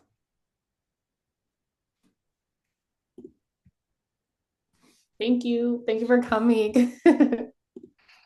Yeah, but I've got to say, I think that the like people power is how we're gonna beat, billionaires and corporate money influencing our politics. And so this is such a great way, to do all of this. And again, as a candidate who's run, like candidates that are powered by community and grassroots don't have the same amount of money. And so what I would always say is I'm not going to outraise them, but I'm going to outwork them. And so that's how we do it is with people power. And I'm excited. Julie Gonzalez, who's running for state Senate or for Senate, is a community organizer and is the embodiment of this. And I'm excited to hear from her when she hops on. Me too. We can probably stop talking to you guys for like a hot second. Just give them a second. We're both like, we have to fill the silence. Exactly. Julia, I was curious. I did have one question for you. What is it that makes caucus like so boring theoretically? Like, It is a lot of arguing about rules. And it's just a lot of speeches, and no one abides by like a, tight 2-minute speech. They'll go on and on and on. So that's kind of the biggest thing is that it's just a really really long day to just get to, and this is more of assembly. Like I will say like that's more of assembly, because there's just so many more candidates, because that's when you'll be getting all like, because it's everybody from the county, so you're getting all the county ones, all the state candidates are swinging by. So you can have, up to like 15, 20, 30 candidates that are all wanting to talk. So it's just a lot. It's a marathon of speeches usually before you're able to get to the logistical pieces of breaking into your House districts and voting for your candidates there and electing like your House district leadership and stuff. Caucus is a little bit better because it's smaller.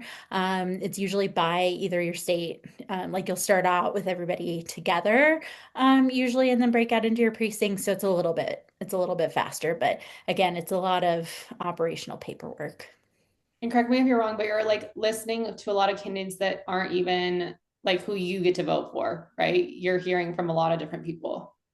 Um, okay, yes, not real like a little bit like a caucus, like I said, like the way that my caucuses have been before is it's like everybody, it's like for HD 31, like before we break out in the precincts. So like we will hear from candidates that are all would be somebody as a voter in HD 31 would be voting for. And then like I said, like but again, it can be all the way from the state level up to, the county level, so it's a little bit of everything. Perfect. Okay, I think we just admitted our next candidate speech. David, are you here? Hello, welcome to I'm the here. chat.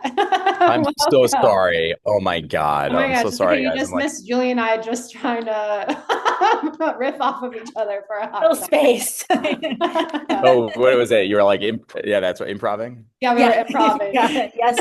Yeah, we were yes anding about corporate money and politics. So What a perfect Oh my segue. God. Yes, thank you. We're so Should excited we to have have that you here with us, conversation? David. Yeah.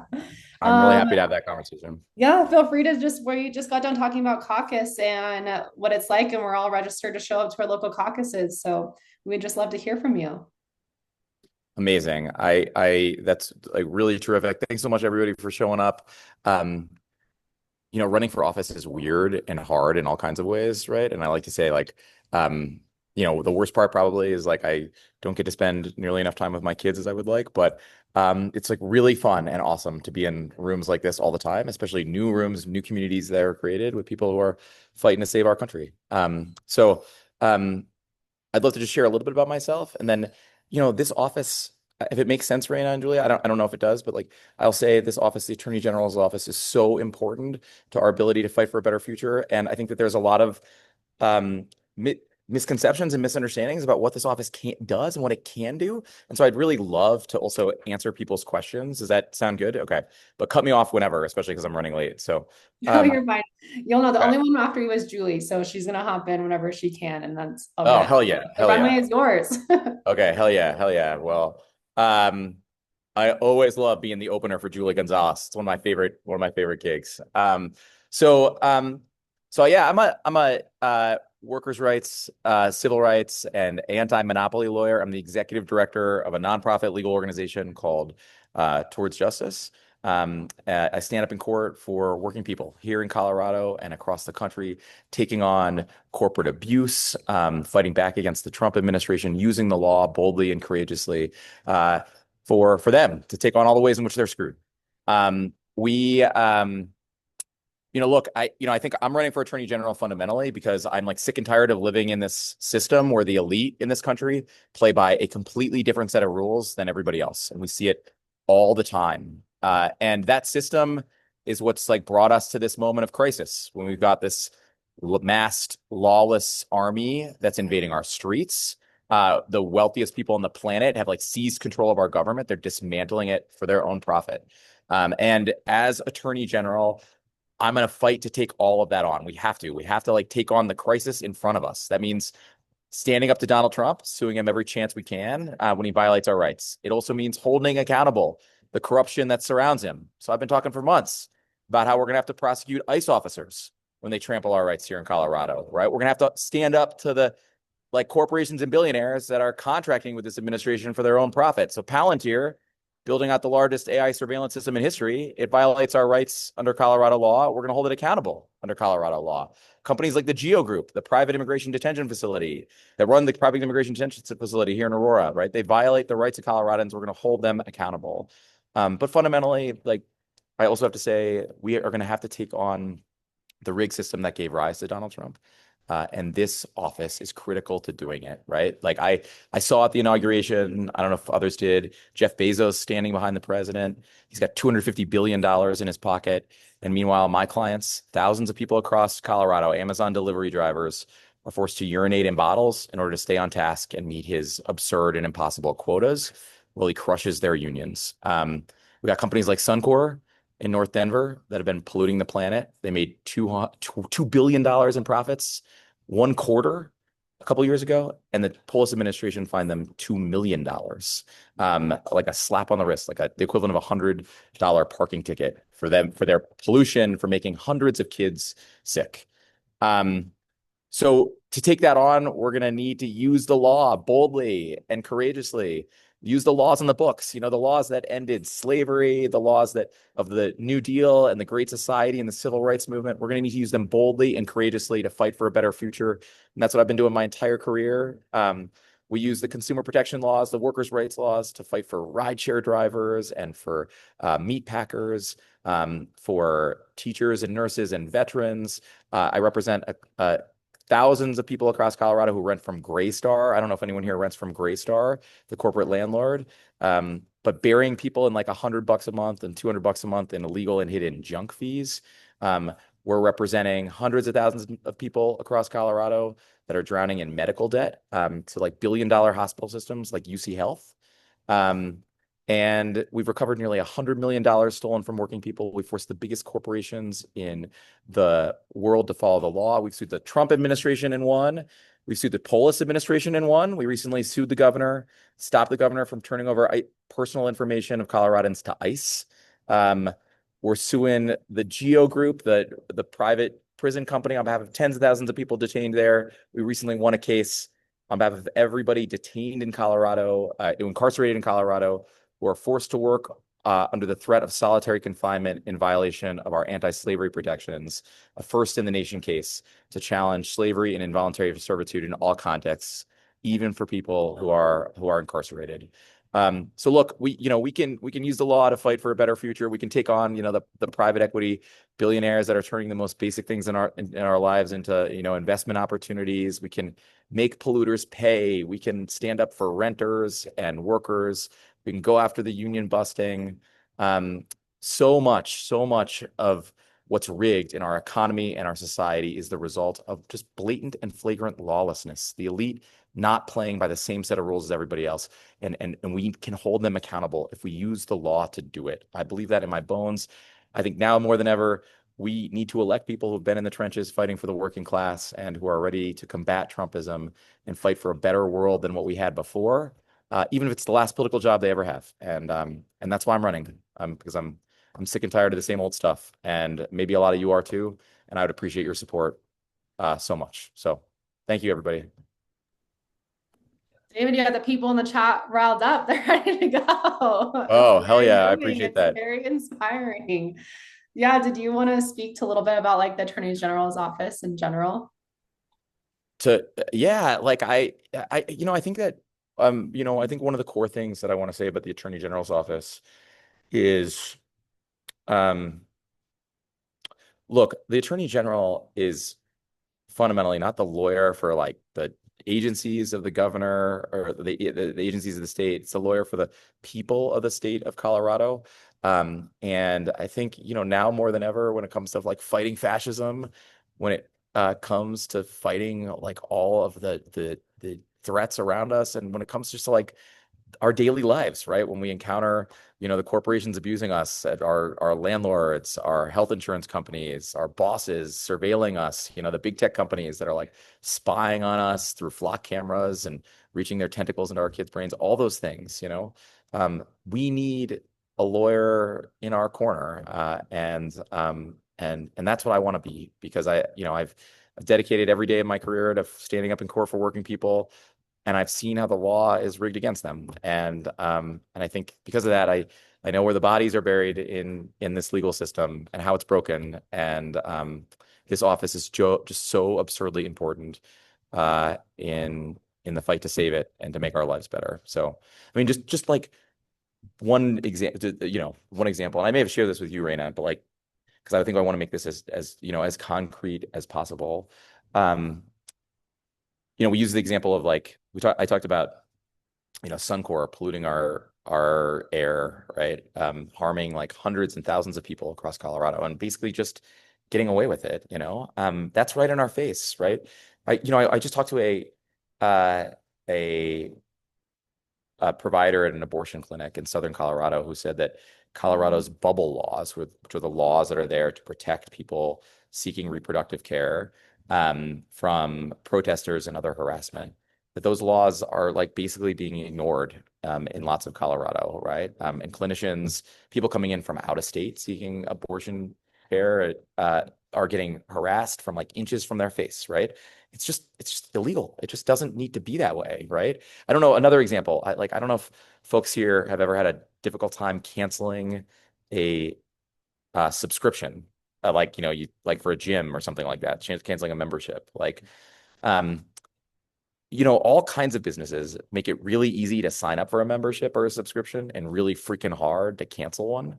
Um, that's just illegal. It's just an unfair practice, right? Like, what we can say here in Colorado? We can say you got to make it as easy to cancel a subscription as it was to sign up. Like basic crap like that's broken in our lives. The attorney general can do that. And that's why I'm running.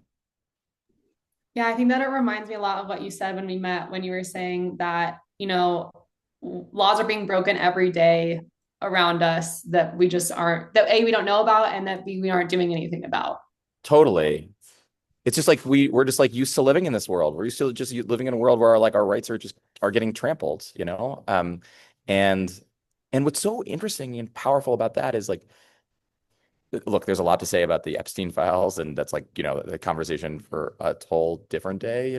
But one of the things that's so striking about those Epstein files is like those dudes were so freaking confident that they were going to get away with it, that they were never going to be held accountable because they live in a world where they can trample people's rights and never be held accountable for it. We live in a world where our rights are trampled and no one is held accountable for it. Like that's just the water we swim in. And to save our country, we're gonna have to fight back against that. And um and we really can. We can do so much with these offices, and we're gonna have to going forward.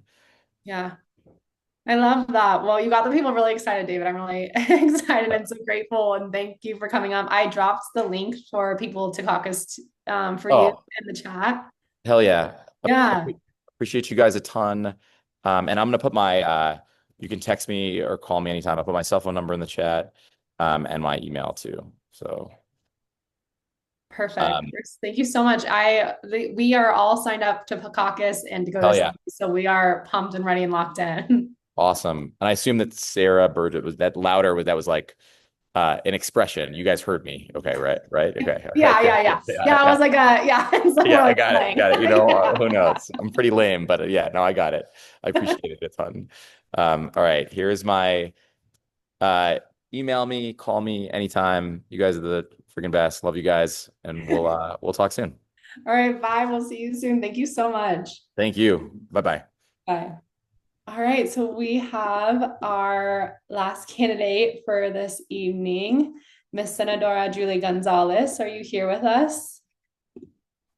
I am. Hello. Hello. How are you? We're so excited to have you here. Thank you for making time for us this evening. Absolutely. I am joining you all from my phone. We just had a campaign event. It has been such a beautiful day. Thank you all so much for making time to get engaged and to chat about caucus and get informed about all of the things that you'll get to weigh in on with this upcoming election.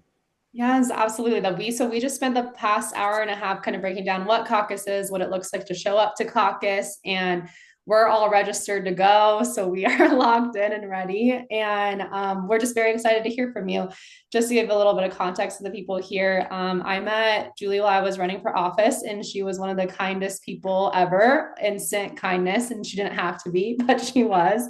And she is an accomplished legislator here in our Colorado State Ledge.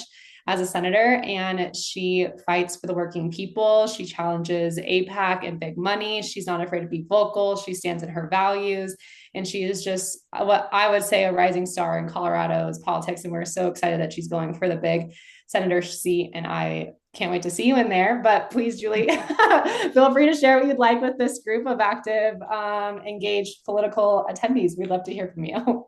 Absolutely. Thank you so much, Reina. My name is Julie Gonzalez. I am running for the US Senate here in the state of Colorado. We are one of 4 states in the country that has never elected a woman to serve either as governor or to serve in the US Senate. The other 3 states are Pennsylvania, Idaho, and Indiana. And y'all, we can do better than that. And I believe that in this moment, yeah, I know, for real. I believe that when we find ourselves in a moment where our values and our norms and our institutions are so deeply under attack, we have to stand up and be clear about our values. And yet, to see John Hickenlooper go and vote for 10 different Trump nominees in the second Trump administration makes no sense to me. And so, by contrast, I've been in community for years, for decades at this point. I went to my very, very first rally ever for the DREAM Act in August of 2001, which is the year I graduated high school. And the DREAM Act's now old enough to get a beer, and is also older than ICE, and yet we can't seem how to figure it out. To witness the brutality of the deportation machine that so many of us in the immigrant rights movement have been decrying for years is it is both I would say honestly like exhausting and also beautiful to see that it has now spread to the consciousness now where like everyday people that I am talking to, women in their 80s, got dudes who like have never thought about immigration before, who don't like the idea of a VA nurse being murdered in broad daylight for being labeled as a domestic terrorist for carrying a firearm alongside him. And that is the extent to which this whole go along to get along politics is deeply dividing our country. The way out of it is through. The way out of it is by actually doing the additional work of listening to one another, even when it's hard, and to be clear in how we show up when it comes into the policies, right? At the end of the day, you don't get to vote yes with an asterisk. You don't get to vote no to be like, oh, I don't really like I really like that bill, but I voted no because my friend was a no. No, you vote yes or no, up or down. And so we have to be very, very clear about the legislation, the intent, and that means that the people that we elect, you got to be able to trust to do right by people. And so I I think like John Hickenlooper, who has always been an incrementalist, who has always been a centrist, has always engaged in that go along to get along. Um, Look, there certainly has been a place for that, but not when we're staring down fascism, not in this moment. And so I am happy to chat a little bit about my policies, my platform. I'm happy to answer questions that y'all might have, but genuinely, I just want to say thank you for getting engaged and getting involved, because that's going to be how we get out of this mess. 100%. We've been talking a lot about how no one really goes to caucus, and the fact that if we can just get so many people there, like the impact that that will have, especially when you get to like the state assembly and we can start talking about the party platform and what we want to see. Like this is like where this real change is coming. I'm absolutely open if anyone has any questions for Julie, or she can get into a little bit more about her platform.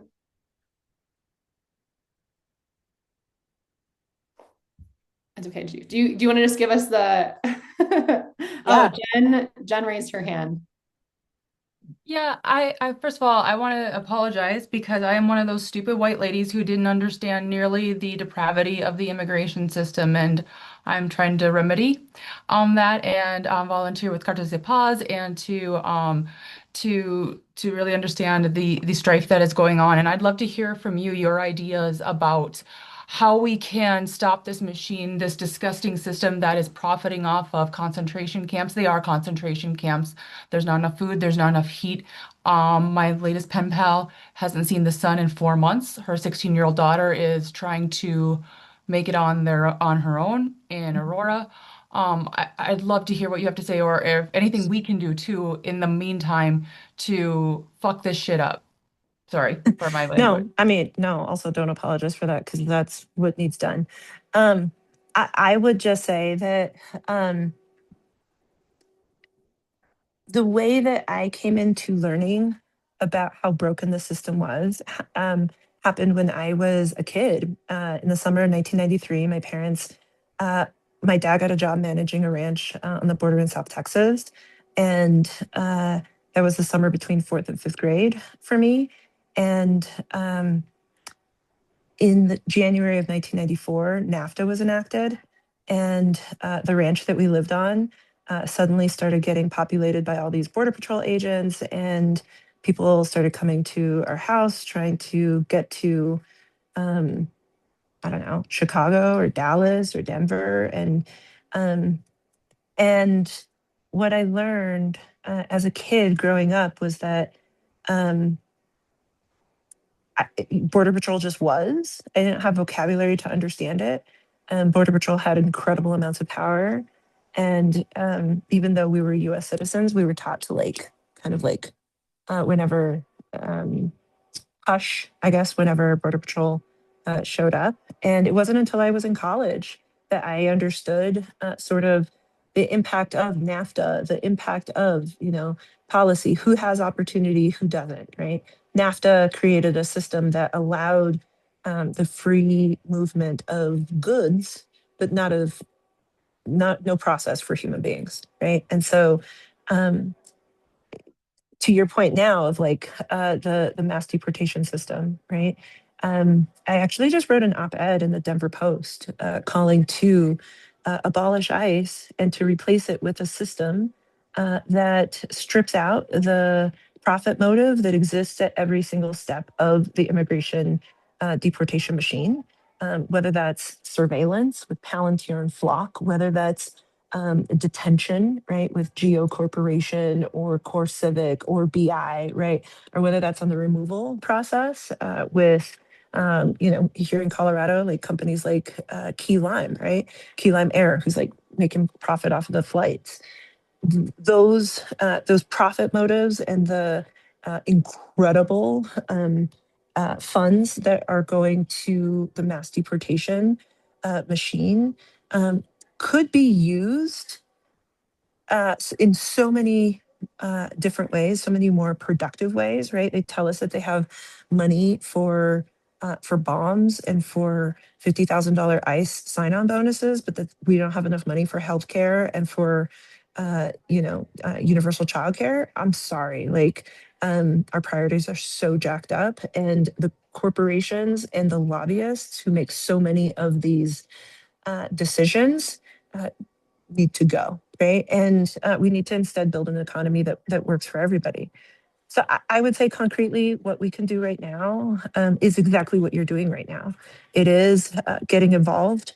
I fundamentally believe the antidote to authoritarianism is a community. Nobody's coming to save us but us. And for better or worse, guys, we're the ones we've been waiting for, which is also mildly terrifying. But here we are. And so if that's like being involved, having a pen pal, right? Like going to know your rights trainings, sharing with people the rapid response hotline, and having hard conversations with people who you don't agree with 100% of the time.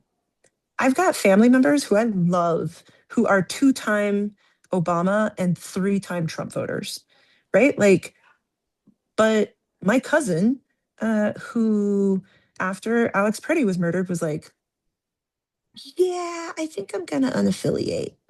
You know, like that's going to be the breadth of the coalition that we need in order to actually defeat fascism once and for all, right? And so, if that means having that conversation with that one family member who you have to take a deep breath and time right before you have that conversation, go do that. And also caucus, and also vote, and do all the things. Totally, all of it. And just knowing that all pieces play an important part too. And I know sometimes it can feel overwhelming and that you have to do all of it and that you have to go to caucus and you have to have those hard conversations. But it's like making sure that you know that you can take the time for you and choose which battle you want to face, right? Yeah.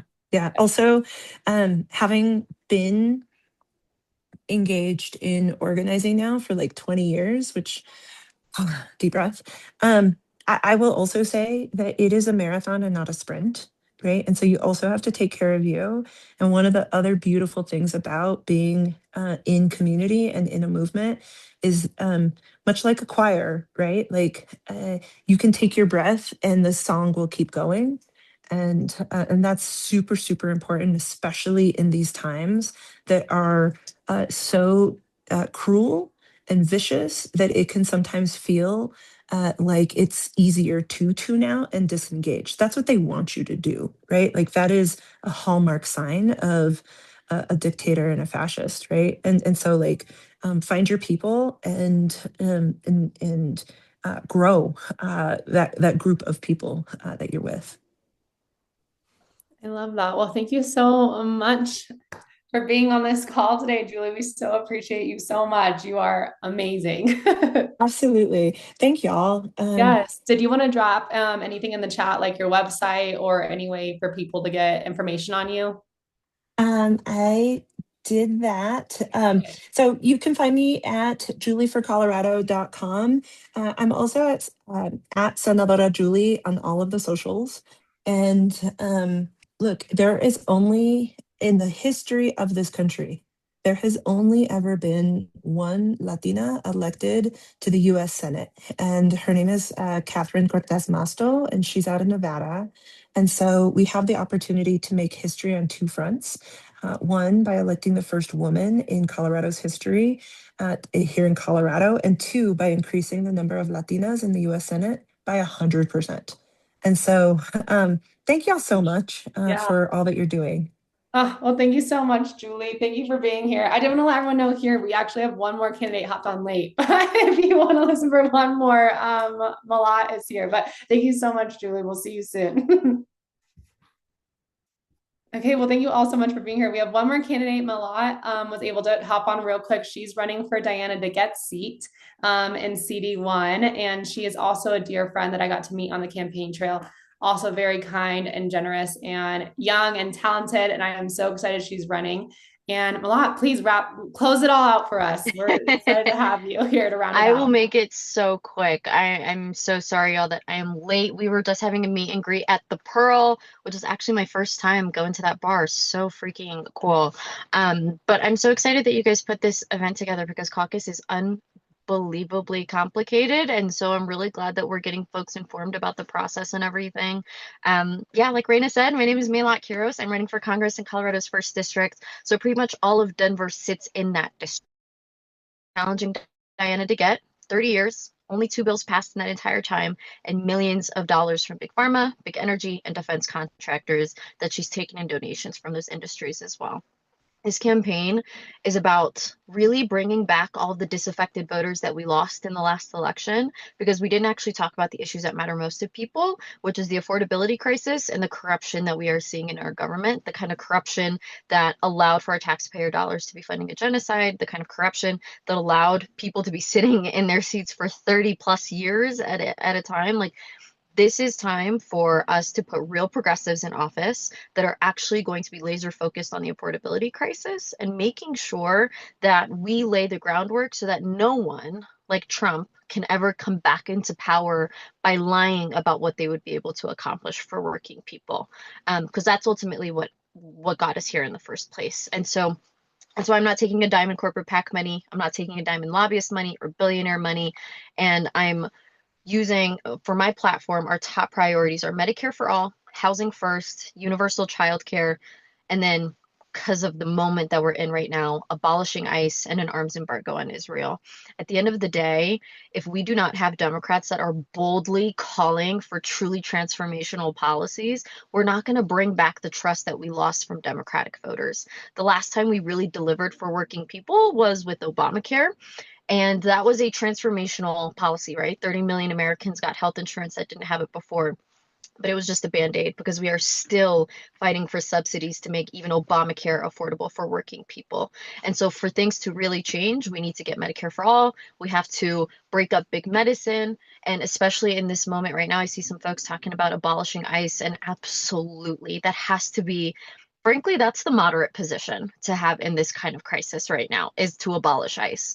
And it has to go further than that, right? There is a reason why the immigration crisis has boiled up to the point that it has today, despite the fact that Democrats have been in power multiple times over the last 20 years. They did nothing to pass true immigration reform, to offer an actual path to citizenship for undocumented immigrants that live in the country today, to make sure that the immigration process doesn't take sometimes a decade and tens of thousands of dollars to get through. Like, I'm an immigrant myself. I came here in 98 when I was a baby, and I still have aunties and uncles and cousins that are going through the process because it's that difficult, even though immigrants are what makes this country incredible. It's what makes our economy run. It's what makes our culture as vibrant as it is. And so we need to be putting our values front and center as candidates and as a party, and making sure that we are not letting anyone get left behind. And that goes for all of the marginalized communities that Trump and his goons are also trying to attack as well. And so that, and specifically, I'm talking about the trans community within the LGBTQ plus community. We cannot allow for Democrats who try and say that, well, we're going to have to throw this community under the bus in order to move to the middle to try and win elections. I'm calling bull on that at the end of the day. We just have to actually listen to our voters, and our voters are telling us that they want Medicare for all, they want true progressive leaders, and they want corruption out of our government. And if Democrats really wanted to win, they would put that front and center of our policies. And so we're so excited about what we're building here in this campaign here in Denver. We've got 3,400 individual donors, almost 300 volunteers signed up. We've got some really cool endorsements that are coming down the line that we're excited to share later this week. But yeah, I'm so honestly just honored around the excitement and the momentum that we're building here in Denver. People are ready for change. At the end of the day, 30 years is a really long time, and even fans of hers that have been voting for her this whole time on principle are not, they are against 30 years period and want term limits, and I'm also fighting for that. So I won't take up too much more of y'all's time. Thank you so much for letting me pop in here, even though I was a little bit late. No, it's perfect. I love listening to you talk, my lot. I just get so excited thinking about what our future could be and what it would be like to have a really incredible representative that would really fight for us. So I'm honored to know you. I'm so excited. If you want to drop your campaign email or website in the chat so people can sign up to volunteer and also caucus. We're all locked in this group. We're caucusing together. So we'll see you along the process. But thank you so much for being here. So appreciate you. Okay, bye. We'll see you later. Well, thank you all so much for sticking with us for that 2 hours. You're incredible. You're change makers. You are doing the thing. You are making the change in your communities, and it's going to be so much better for it. So thank you all so much for being here. We're going to upload this to our YouTube so you can share it, save it, rewatch it, revisit it. Like, I'll reiterate, Julia and I are here for any questions you might have after you digest this all. Stay in contact with Dog and all our events happening. We'd love to see our community event late next week on the 25th at Town Hall Collaborative. We appreciate you all so much. The thank yous are amazing. Thank you, Julia, so much for being here, and we'll chat soon. Yeah. Okay. Bye. Everybody. Bye.